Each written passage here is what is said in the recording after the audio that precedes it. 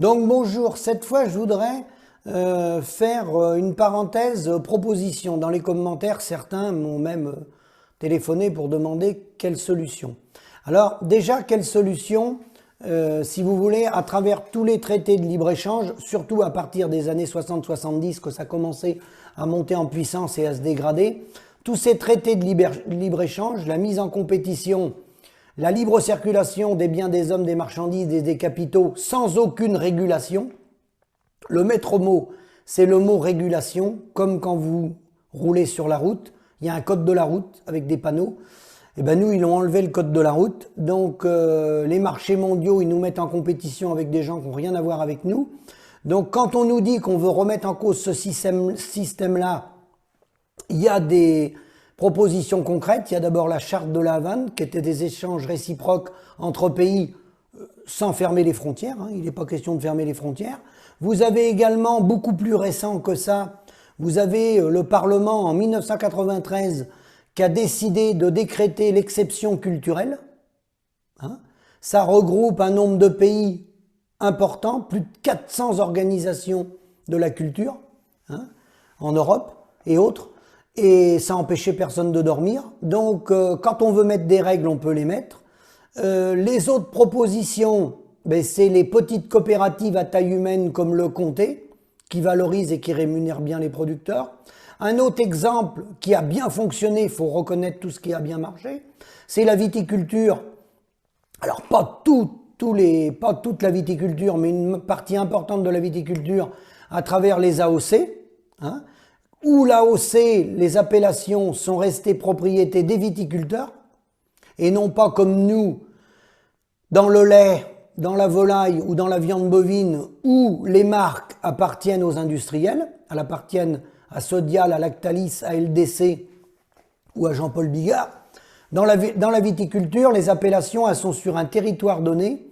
Il y a des AOC qui ont été classés par l'INAO.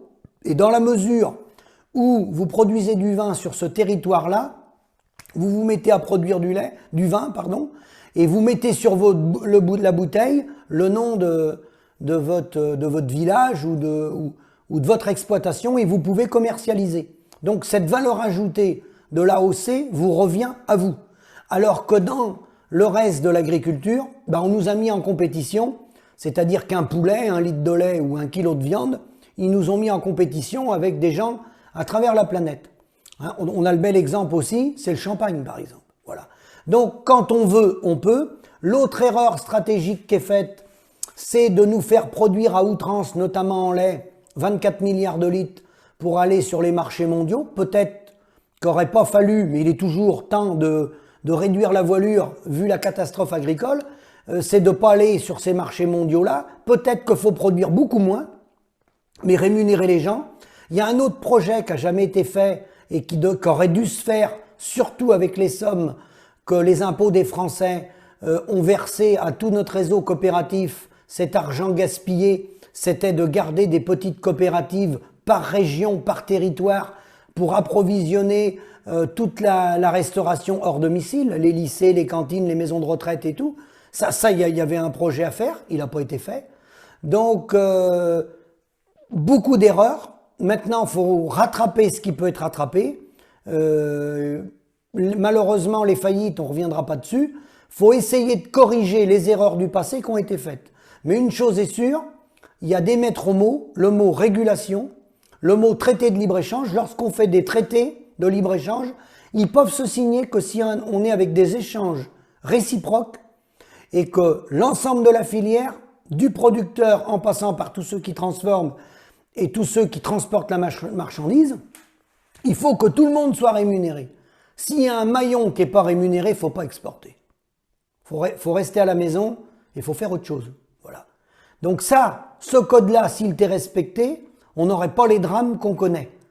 Voilà. C'est-à-dire qu'on fait des échanges si tout le monde est rémunéré. Si tout le monde n'est pas rémunéré, on ne produit pas. C'est aussi simple que ça. On ne va pas à la catastrophe, on ne produit pas. Voilà. Et ensuite, bien sûr, il y a des déséquilibres entre les pays. Des pays, par exemple, comme l'Égypte, ils vont pas être autosuffisants avec leur agriculture. Donc, il est normal qu'il y ait des exportations. Mais pas à n'importe quelle condition.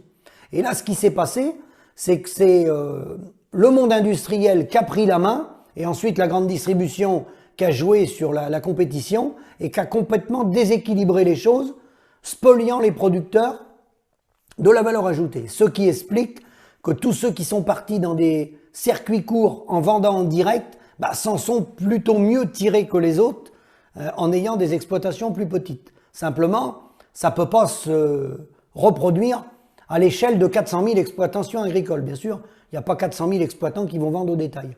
Ça, on est bien d'accord. Mais les deux peuvent se concilier, mais il faut revoir le système. Il est grand temps de le revoir et les solutions, on les a. La preuve, les politiques ont mis en place l'exception culturelle. À bientôt.